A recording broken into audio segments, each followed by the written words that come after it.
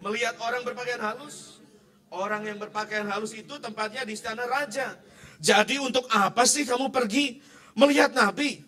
Loh, bener. Dan aku berkata kepadamu, kata Yesus, bahkan lebih daripada nabi. Ayat 10.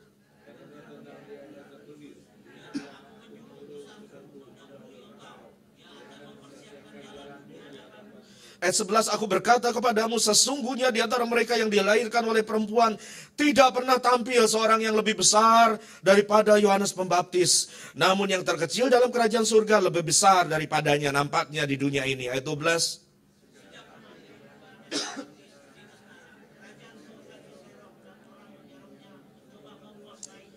Sebab semua nabi dan kitab Taurat bernubuat hingga tampilnya Yohanes. Siapa bertelinga hendaklah ia mendengar.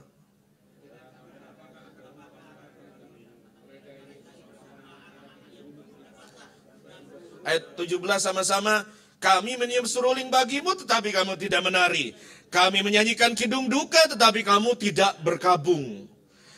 Ayat 12. Coba perhatikan baik. Dalam lembaga Alkitab Bahasa Indonesia yang diterjemahkan oleh LAI berbunyi seperti ini. Sejak tampilnya Yohanes Pembaptis, sejak Yohanes Pembaptis muncul dan melayani, hingga sekarang, hingga Yesus ngomong ini, hingga Yesus berhadapan dengan jemaatnya, kerajaan surga diserong dan orang yang menyerongnya mencoba menguasainya. Nah, saya percaya Anda bingung baca ayat 12. Iki opo Pak, serong menyerongnya apa Pak? Saya mau coba bantu Anda mengerti. Saya pelajari bahasa aslinya, lantas saya pelajari bahasa Yunani, saya pelajari beberapa versi bahasa Inggris. Lantas makin yakinlah saya bahwa terjemahan tepatnya seharusnya seperti ini. Saya bacakan dari salah satu versi bahasa Inggris dari New American Bible. Ya, from the days of John the Baptist until now, the kingdom of heaven suffers violence, and violent men take it by force. Kalau saya terjemahkan bebas begini, saudara. Sejak munculnya Yohanes Pembaptis, sampai sekarang, sampai saat Yesus ngomong ini, sedang bicara ayat ini, kerajaan surga itu diterobos dengan beringas, berdesak-desakan dengan begitu buas, dengan begitu ganas, dan orang-orang yang beringas ini merebutnya dengan paksa. Ini terjemahan yang lebih tepat. Ada kata yang tidak muncul di ayat bahasa Indonesia, yaitu biaso dan biastes, saudara. Biastes itu artinya beringas. Orang-orang yang mengejar kerajaan surga dengan beringas. Apa yang sedang Yesus coba gambarkan kepada kita? Saudara pahami konteksnya begini. Yesus sedang ada dalam kondisi emosional yang kalau saya istilahkan dengan bahasa hari ini mungkin lagi kemerungsung gitu. Sudah apa itu kemerungsung bahasa Indonesianya? Sedang emosional, sedang berduka karena dia baru dapat kabar Yohanes ditangkap. Yohanes dipenggal. Dan mereka ini dekat, saudara. Dan bahkan sebetulnya mereka sepupuan. Dan Yohanes diutus Allah untuk mendahului pelayanan anak Allah. Untuk mendahului pelayanan Yesus. Tapi hari itu, Yesus berduka. Karena Yohanes sudah tiada. Lantas tiba-tiba dia mulai ngomong tentang Yohanes. Wah, Yohanes ini dahsyat, Yohanes ini hebat. Coba saya tanya, kata Yesus sama pendengarnya. Kamu itu berduyun-duyun ngikuti Yohanes sampai ke sungai Yordan, sampai ke padang gurun itu nyari apa? Nyari manusia, nyari nabi. Benar, kamu nyari yang lebih bahkan dari nabi ini. Tidak ada orang yang dilahirkan oleh wanita yang lebih dari Yohanes Pembaptis. Di satu sisi Yesus sedang menggambarkan satu hal yang hebat mulai terjadi sejak Yohanes Pembaptis muncul. Ada orang-orang yang beringas, yang mengejar kerajaan surga. 4 abad sebelum Yohanes muncul, saudara, kurang lebih 400 tahun, Allah diam dengan Israel. Sejak Nabi Maleaki dipakai Allah bicara, Allah diam. Perjanjian lama selesai. Tidak ada firman, tidak ada nubuatan, tidak ada penglihatan, tidak ada pencurahan kuasa Roh Kudus. Apakah pertanyaannya? Apakah kebaktian masih jalan? Ya. Apakah gereja, kalau bicara hari ini konteks gereja, tapi hari itu bait suci di Yerusalem dan sinagog di banyak kota masih ada, ya bahkan lebih mewah dari kita punya. Apakah ibadahnya begitu hiruk pikuk, pernak-pernik? Wow, yes. Dengan begitu banyak atribut, musik yang ceracap yang berdenting dan berdentang. Apakah ada pengkhotbah hebat? Iya. Tapi pertanyaan saya, adakah kehidupan di situ? Enggak. Orang-orang bisa datang beribadah dan tetap dalam keadaan mati, saudara. Orang bisa datang kebaktian dan tetap ngantuk. Orang bisa datang kebaktian cari Tuhan ceritanya, tapi tidak berubah hidupnya. Orang malas cari Tuhan, orang mulai suam-suam kuku. Tapi 4 abad kemudian Allah mengutus Yohanes Pembaptis, dan Allah mulai bicara lewat Yohanes Pembaptis sesuatu yang berubah terjadi, saudara. Sesuatu yang sama sekali berbeda. Orang mulai berdesak-desakan datang kebaktian, datang KKR, dan jangan bayangkan KKR ini di lapangan dengan light show, dengan ada beberapa tempat yang pakai asap gitu, saudara, di panggung, pakai smoke gun, hadirat Tuhan keluar, asap, sehingga yang khotbah batuk, saudaranya. Apalagi yang worship leader tadi ya, bisa batuk-batuk. Tidak pakai itu, tidak pakai AC, saudara, tapi mereka kejar kemanapun Yohanes berada. Dan Anda jangan pikir Yohanes Pembaptis itu seorang hamba Tuhan yang keren, pakai jas Armani gitu, saudara ya. Datang dengan Alphard. Oh, enggak. Alkitab catat betul tampilannya seperti apa. Dia seperti orang wild, seperti orang beringas, gondrong, brewokan, dan pakai pakaian jubah bulu unta, pakai kulit, lantas makanannya apa? Madu hutan dan belalang hutan. Bayangkan ini makanannya bukan steak. Bukan casio garing madu lagi. Pagi-pagi ngomong gituan, Pak, terganggu imanku katamu. Enggak, saudara, perhatikan. Semarak tidak ada padanya. Tapi orang mulai berbondong-bondong datang. Dan hal yang lebih dahsyat lagi terjadi waktu Yesus mulai pelayanan. Hal yang berbondong-bondong dahsyat terjadi. Orang-orang mulai datang kepada Tuhan. Saya gambarkan gini, saudara. The kingdom of heaven suffered violence. Kerajaan surga menderita keberingasan karena orang berdesak-desakan datang. Seumpama gini. Anda punya band favorit apa misalkan? Kalau lihat dari umur mungkin apa ya? Beatles, tapi Beatles sudah hampir mati semua. Jangan. Apa ya? Kus Plus masih hidup semua ya? Ada beberapa ya. Tiba-tiba Kus Plus datang, digabung dengan sisa-sisa Rolling Stone, dengan sisa-sisa Beatles, konser di Gelora GBK, saudara. Ini bapak-bapak, ibu-ibu yang umurnya udah, ya itulah ya, saudara yang masih muda, awet muda ke atas, pasti akan berdesak-desakan datang. Tapi pertanyaannya, kalau band-band hebat seperti itu digabung, saudara, kira-kira tiketnya seberapa harganya? Hah? Mahal, bukan cuma mahal, mahal, saudara. Dan karena mahal, saudara, mungkin Anda mikir, apalagi kalau lagi bulan ini lagi bocuan gitu misalkan ya. Wah, mikir mau keluarin duit segitu, saudara. Tapi tiba-tiba panitia mengumumkan gini, karena tiketnya terlalu mahal dan panitia baik hati, gitu, saudara. Maka konser kali ini, khusus di Jakarta, gratis. Wah, langsung bapak-bapak, wah, langsung kan, saudara. Melek, saudara, Beatles, saudara. Beatles konser gabung dengan Rolling Stone, dengan Kus Plus. Coba bayangin, band pembukanya Kus Plus. Anda akan berdesak-desakan lari. Syaratnya satu, kata panitia. First come, first serve. Siapa yang cepat datang, dia yang dapat. Kebayang gak, saudara, keadaannya? Kebayang gak, saudara? Kayak apa, saudara? Wah, orang akan berdesak-desakan, bus, masuk. Saudara, ini loh orang Kristen yang normal, yang Yesus pengen. Yesus sedang menggambarkan kepada kita 2 tipe umat Allah. Sebelum dari ayat 12 sampai highlight di ayat 12, Yesus menggambarkan kerajaan surga itu diterobos dengan paksa oleh orang-orang yang beringas, dan orang-orang beringas itu merebutnya dengan paksa. Tapi di ayat sesudah itu Yesus bilang apa? Ada orang-orang yang begini, kata Alkitab, kami tiup seruling, kamu nggak nari. Kami nyanyi lagu duka, kamu nggak berkabung. Artinya apa, saudara? Anyep. Suam-suam kuku. Mau musik heboh kayak apapun, orang model begini datang kebaktian.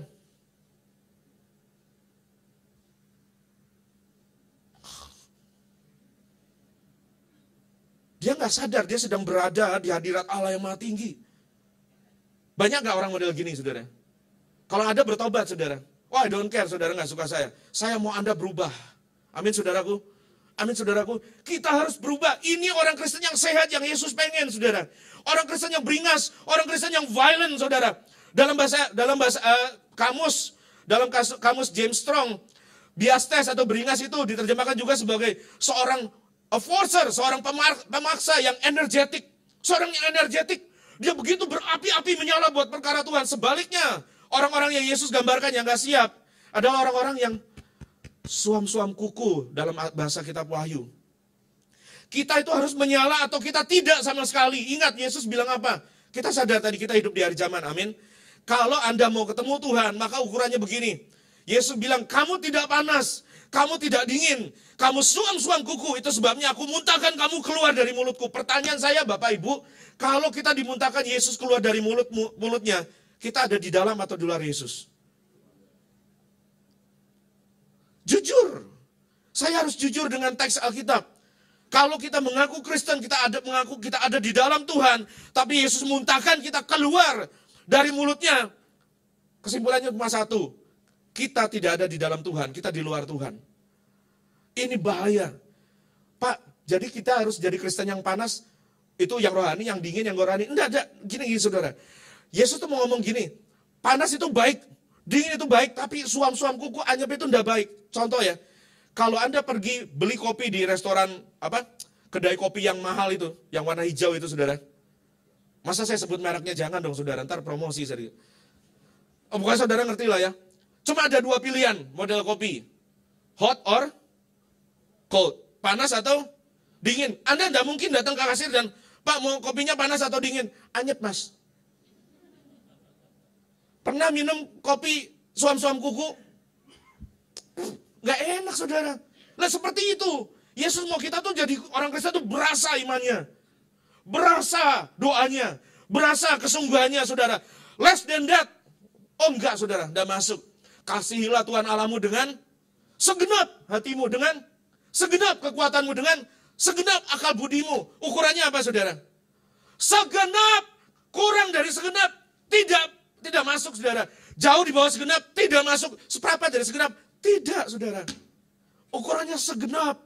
Jesus has to be our everything. Because if he's not our everything, then he is nothing.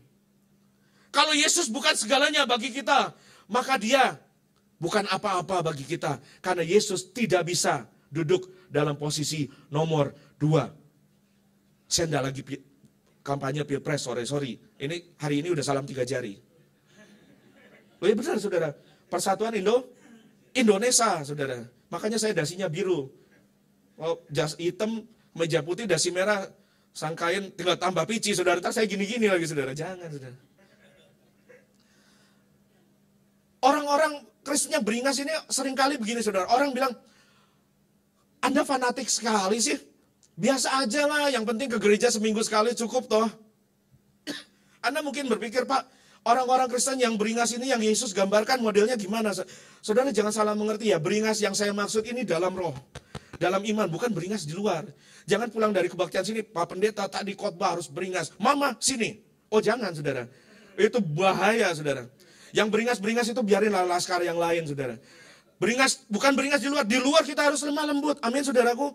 Bayangin saudara, siapa yang ngajarin? Ditampar pipi kanan, kasih pipi kiri. Tampar pipi kiri, kasih pipi kanan. Jangan tampar pipi kiri, tonjok tangan kanan. Jangan saudara.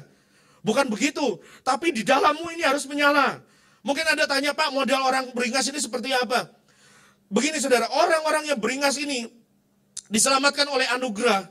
Dan mereka tidak akan datang ke gereja dengan 1-2 uapan. Enggak. Mereka nggak akan datang ke gereja dan aku duduk di belakangnya. Oh enggak. Orang-orang ini akan datang paling depan. Datang paling pertama. Siapin diri sungguh-sungguh. Tuhan, aku ingin berjumpa dengan Engkau. Masakan kita bisa datang ke pertandingan atau nonton final Piala Dunia kemarin, Bapak-bapak. Tidak mau telat. Mama, bangunkan saya pukul sekian tepat. Kalau Mama tidak bangunkan tepat. Oh, gaji bulanan, potong. Kita mau ke bioskop enggak mau telat Bapak Ibu. Benar enggak saudara? Kok bisa kita ke gereja mau telat? Makanya saya tadi langsung minta maaf saudara. Saya paling tidak suka telat ke gereja. Oh, karena ibadah itu kebaktian itu. Bagian kita apa kebaktian? Lo nyanyi. Nyembah Tuhan itu berbakti kita. Lo dengar firman Tuhan ini Anda sedang terima berkat. Ini bagiannya Tuhan, gantian. Kalau dalam ibadah yang cuma nyanyi ini kita udah gak setia. Jangan ngomong ibadah yang sejati yang Roma 12 bilang. Yang di luar sana 24 jam sehari. Pasti gak setia. Orang Kristen yang beringas ini akan datang dengan segenap tenaga dan waktu dia datang dengan kebaktian, dia akan pasang tidak 1 kupingnya, 2 telinganya, dan dia akan tangkap firman Tuhan dan seolah-olah jiwanya berbicara pada pengkhotbah, Pak Pendeta, sampaikan kepadaku roti hidup, sebab kalau aku tidak terima firman, aku mati. Lebih baik aku tidak punya apa-apa, dan punya Tuhan, daripada aku punya apa-apa dan tidak punya Tuhan. Itu artinya apa? Hilang segala-galanya, saudara. Orang-orang beringas, orang-orang fanatik model gini, Anda tidak akan temukan mereka berdoa. Dimulai berdoa malam hari pulang kantor, lantas amin besok pagi. Enggak. Orang-orang beringas seperti ini, mereka akan berdoa seolah-olah langit guncang, tanah terbelah, bumi bergetar dengan doa mereka. Mereka akan berdoa seolah-olah itu nafas hidup mereka, dan kalau tidak bernafas, mati. Itu orang Kristen yang normal, saudara. Bagaimana mungkin kita akan menjangkau kerajaan surga, sampai ke kerajaan surga dengan 1-2 doa yang formalitas. Pak, saya berdoa sehari 3 kali, Pak. Iya, coba hitung. 2 makan, 2 siang, makan siang, makan pagi, makan malam. Oh iya, iya juga ya, 2-3 kali, saudara. Bukan begitu, saudara. Orang Kristen yang beringas, mereka berdoa seolah-olah tidak ada hari esok. Ada seorang muda namanya Charles Haddon Spurgeon, seorang hamba Tuhan yang hebat, hidup 2 abad lampau. Dan dia dibilang begini, seorang raja pengkhotbah, julukannya The Prince of Preachers. Dia mulai passionnya sejak kecil, saudara. Dia akan masuk ke kandang milik ayahnya. Dia susun tumpukan jerami, dia susun tumpukan ban bekas, diatur bebek, ayam, sapi, kambing, semua diatur. Sepupu-sepupunya diatur jadi jemaatnya, dan dia khotbah di atas tumpukan jerami bikinannya sejak kecil. Sampai ketika dia beranjak remaja, dia akan pergi ke desa-desa, dia akan pergi ke sawah-sawah, ke kampung-kampung, di tengah hujan sekalipun dia akan beritakan firman. Sekalipun tidak ada orang yang dengar, dia akan khotbah sampai ada orang berkumpul datang. Dan dia tidak akan berhenti sampai ada jiwa yang hancur remuk di hadapan Tuhan. Seorang Buddha ini yang kemudian umur 19 tahun masuk ke kota London, ke ibu kota, dan memulai apa yang namanya mega church. Hari itu belum ada mega church, gereja raksasa seperti zaman kita, yang jemaatnya ribuan orang, tidak ada. Tapi hari itu, dia mulai sebuah gereja yang namanya Metropolitan Tabernacle Church, dengan jemaat tidak sedikit, saudara, cuma 6.000 orang. Dan setiap kali kebaktian, tidak ada bangku kosong. Orang akan berduyun-duyun datang rebutan kursi, bahkan dari luar negeri sekalipun. Dia meninggal sekitar umur kepala 6 dan ditangisi oleh ribuan orang yang berbondong-bondong berjalan menuju ke pemakamannya. Dan setiap kali orang ditanya, orang-orang yang dekat dengan Spurgeon ditanya, menurutmu apa keberhasilan Spurgeon? Kenapa dia bisa berkhotbah dengan begitu passionate? Sampai beberapa orang bersaksi, aku melihat malaikat berdiri di belakangmu, Pak, ketika engkau berkhotbah.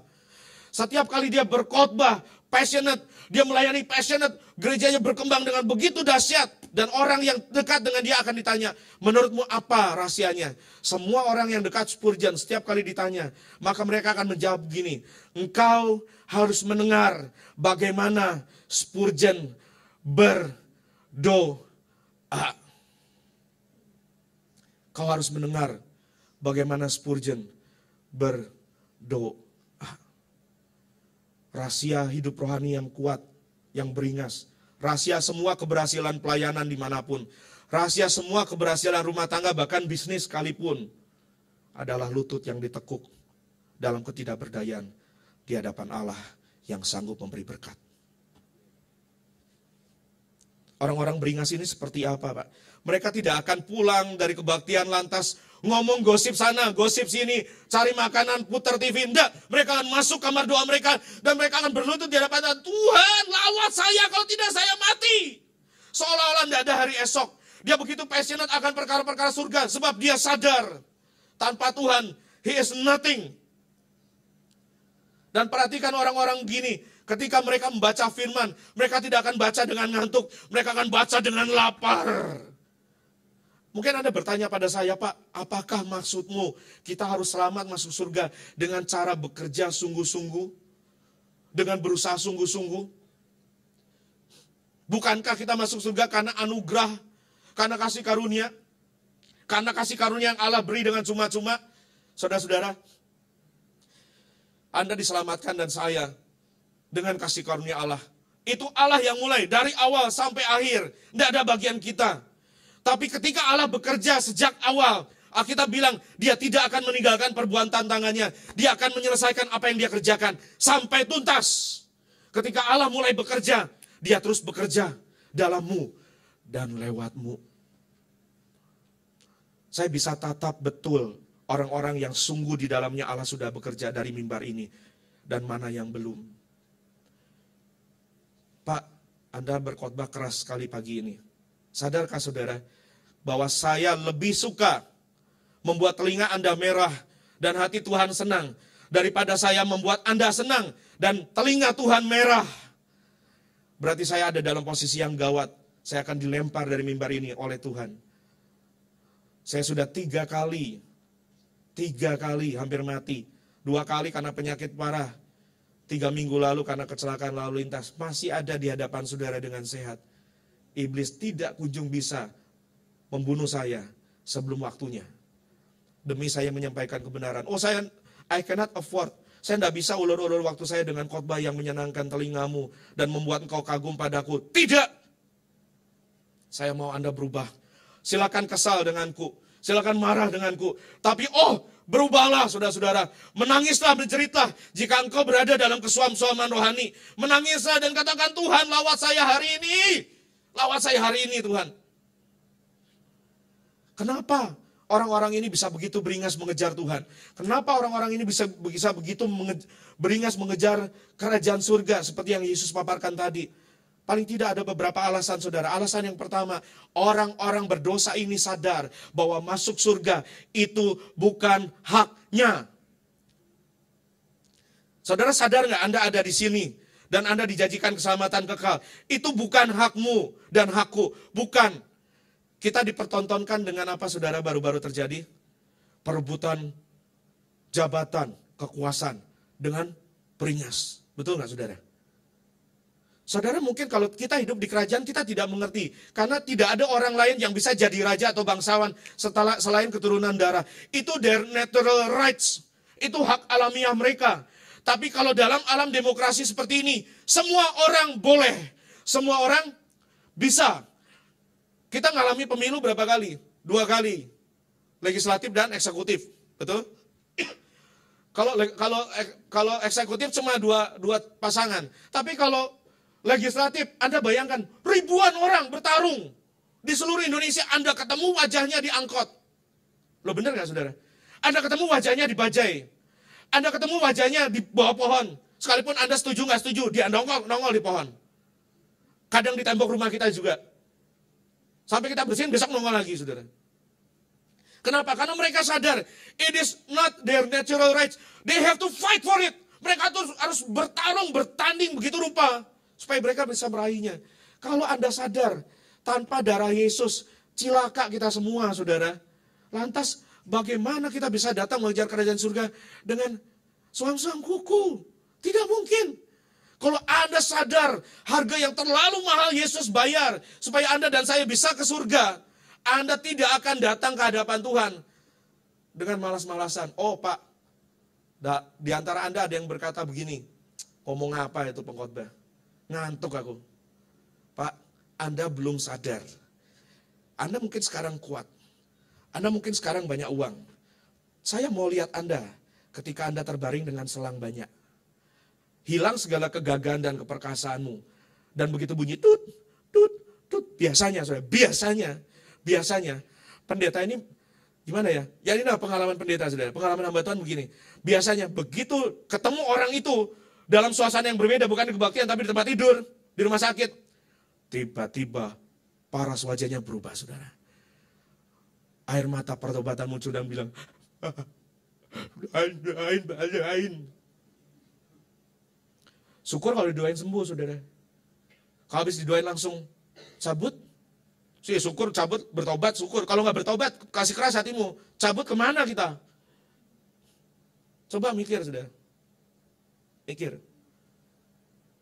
Tanya sama orang-orang model begini. Kenapa Anda begitu gigih dalam doa, begitu keras dalam berdoa? Loh saudara, tanpa doa mau jadi apa kita? Anda mau andalkan kekuatanmu, Anda mau andalkan koneksimu, mau andalkan uangmu, kepintaranmu. Sorry saudara, sepinter-pinternya Anda, sekalipun hamba Tuhan, STH, MTH, MTQ semua saudara. Anda profesor, doktor, karburator, medit, bocor, kotor, eskalator, transformator, apapun. Sorry ya. Kemarin saya jatuh dari pas kebetulan lagi naik motor, saudara. mau ngejar satu pelayanan, udah tahu malam minggu tuh pasti macet saudara, pakai motor. Pung, menghujam aspal dengan keras sekali, bung, pakai helm, puji Tuhan. Pusing langsung saudara. Tapi sungguh saudara, ini ya, nggak ada apa-apanya. Kalau udah tek gitu sedikit atau kesumbat nih, kan suka makan samcan nih, ada yang suka makan samcan di sini ya. Nggak sama-sama bertobat, yang ngomong juga mesti bertobat saudara, tenang ya. Tenang, kita satu dunia persilatan saudara. Begitu makan ada itu ya, garing-garingnya itu mampet saudara. Langsung ngapain saudara? Lah iya saudara. Oh udah gini mau gagah gimana? Mana Tuhan mana? Iya udah begini Tuhan ya. Saya tuh ngomong keras begini supaya saudara jangan sampai begitu. Jangan. Please. Dengan kasih Tuhan saya ngomong please saudara. Sejak sekarang cari Tuhan sungguh-sungguh, berdoa sungguh-sungguh, tanpa doa Anda gak ada artinya. Gak ada artinya sungguh. Ada puji Tuhan punya gembala senior selalu bilang, cari wajah Tuhan, berdoa. Aduh saudara, itu udah diomongin bulan tahun begitu saudara, kalau gak lakukan, wah. Jangan terus, wah pengen perkara dahsyat, pengen urapan tuh kayak pendeta itu. Begitu kepretin saudara, maaf bahasa saya. Kibaskan jas. Ribuan orang rebah, kepengen. Dengar kesaksian, tumpang tangan, orang buta sembuh, tumpang kaki, orang lumpuh berjalan, saudara. Pengen, cuma apa, saudara? Pengen. Doanya nggak mau. Ini masalahnya, saudara. Banyak orang, oh Tuhan, aku mengasihi, gemetar di gereja. Di Tuhan cari, kamu kemana? Aku kangen. Lagi nonton bola. Atau enggak lagi? Oh bukan nangis di hadirat Tuhan saudara. Ternyata tokoh favoritnya baru saja dihianati oleh kekasihnya. Jangan bilang sama saya Anda beringas sama Tuhan. Kalau Anda cuma ikut 2 semalaman sekali seumur hidupmu. Itu pun baru ikut sekali langsung masuk angin. Saudara kita hidup di negara yang takjub dengan perkara-perkara supranatural. Orang-orang itu ya saudara lihat bisa melakukan apa? Mindahin barang, mindahin orang, mindahin paku, mindahin panci saudara. Benar gak saudara? Ada yang gondrong itu narik truk, narik pesawat pakai gigi. Saya gak tahu tuh sikat gigi pakai odol apa. Kita takjub sama yang gitu-gituan. Tahu gak saudara mereka aja bayar harga. Lo ingat saudara? Bertapa, semedi ya, di air terjun saudara, baru ikut 2 semalam suntuk langsung kerokan besok. Mereka menahan lapar, terus bersemedi di kuburan sebenarnya. Ya, harus kita akui, iblis juga punya kuasa. Dia bisa ngasih kuasa sama orang yang menyembah dia. Itu sebabnya waktu Yesus dalam keadaan manusia ditawarin. Bodoh sekali iblis. Dia tidak sadar, dia sedang berhadapan dengan Allah yang maha kuasa. Dia punya kuasa. Yesus kita maha kuasa. Dan dia yang ada dalam kita lebih besar dari dia yang ada dalam dunia ini. Beri kemuliaan yang meriah buat Tuhan, saudara. Oh, kenapa Pak orang-orang itu bisa begitu beringas mengejar Tuhan? Saudaraku, kalau hari ini kita kebaktian ini di basement ya, kita kebaktian seperti ini. Dan Allah izinkan tanah di bawah kaki kita terbuka. Dan kita melihat neraka. Saudara, kalau Anda tidak dapat diyakinkan dengan itu, Anda tidak dapat diyakinkan dengan apapun. Ingat Lazarus dan orang kaya yang mati bersama-sama kata Yesus. Lazarus, seorang miskin pergi ke surga ke pangkuan Abraham. Orang kaya pergi ke neraka, di situ dia begitu kepadasan, dia menderita, dia teriak, Bapak Abraham tolong kirim orang ke rumahku. Di rumahku banyak kakak, banyak adik, banyak cici koko, saudara-saudara. Tolong jangan sampai mereka ke sini. Bapak Abraham bilang apa? Itu mewakili gambaran Allah, saudara. Tuhan bilang apa? Mereka tidak akan dapat diyakinkan oleh siapapun sekalipun, oleh orang yang bangkit dari kematian sekalipun. Mereka sudah punya Alkitab. Mereka punya Taurat Musa. Kalau ini tidak cukup meyakinkan Anda untuk sungguh-sungguh mencari Tuhan, Anda tidak dapat diyakinkan oleh apapun. Saya takut Anda hanya bisa diyakinkan dengan sudah mahal, terlambat lagi saudara. Saya ikut asuransi Pak, asuransimu bisa menyelamatkanmu kah? Kenapa orang-orang ini begitu buas? Sadarlah saudara, 1 Petrus 5 ayat 8 bilang apa? Kita punya musuh yang tiap hari will make sure bahwa destiny ilahi dalam hidup saudara tidak akan digenapi. Bahwa hubungan suami istri yang ada di sini tidak akan pulih. Bahwa anak-anakmu tidak akan diselamatkan. Bahwa hubunganmu dengan orang tua dan mertua akan terus rusak. He will make sure gereja ini nggak grow. Kita punya musuh yang nyata. Dan tiap hari dia berperang melawan kita. Ada musuh-musuh di udara yang nggak kelihatan. Dan bukan cuma itu saudara. Bukan cuma 1 Petrus 5 ayat 8. Sungguh jujur, Anda punya musuh within you and without you. Anda punya musuh di dalammu dan di luarmu. Di kanan kirimu, depan belakangmu, atas bawahmu. Anda punya musuh di luar, di tengah-tengah dunia. Yang dunia tiap hari bertarung merebut hati, merebut pikiran, merebut perhatian saudara. Anda juga punya musuh daging ini yang tiap hari berperang melawan keinginan roh. Nggak usah saudara. Nggak usah Anda suam-suam kuku. Anda beringas saja, daging ini berontak melawan kok. Benar nggak saudara? Apalagi Anda biasa-biasa sama Tuhan. Kalau Anda biasa-biasa sama Tuhan, tadi Pak Niko sudah bilang apa? Saya kaget ya. Ini juga saya mau sampaikan. Hari-hari ini banyak bapak-bapak, apa saudara? Dua syafat. Nah, apa selingkuh. Nah, itu kenyataan. Loh, itu adalah serangan yang iblis pakai. Menyerang tidak hanya anak muda. Tapi sampai opa-opa umur 70-an pun. Sungguh saya ketemu di pedalaman Kalimantan, saya ketemu. Ada cek-cek gitu saudara, udah apa-apa, mungkin bukan 70-an lah, lebih di atas kali. Karena udah gini, saudara, jalannya udah gini. Terus, udah nggak ada giginya gitu saudara. Ya, Pak tolong doakan saya, tolong doakan. Iya. Karena Roh Kudus tidak singkapkan apa-apa, Tuhan tuh sopan. Dia enggak suka beberin sampah kita kadang. Kecuali Anda kebangetan. Karena Tuhan enggak ngomong apa-apa, saya tanya, Pak mau didoakan apa? Saya ingin bertobat. Dari apa Pak? Selingkuh dan pornografi. Ya Tuhan, mau copot rambut saya saudara. Ini goyang aja udah gak bisa saudara, gimana?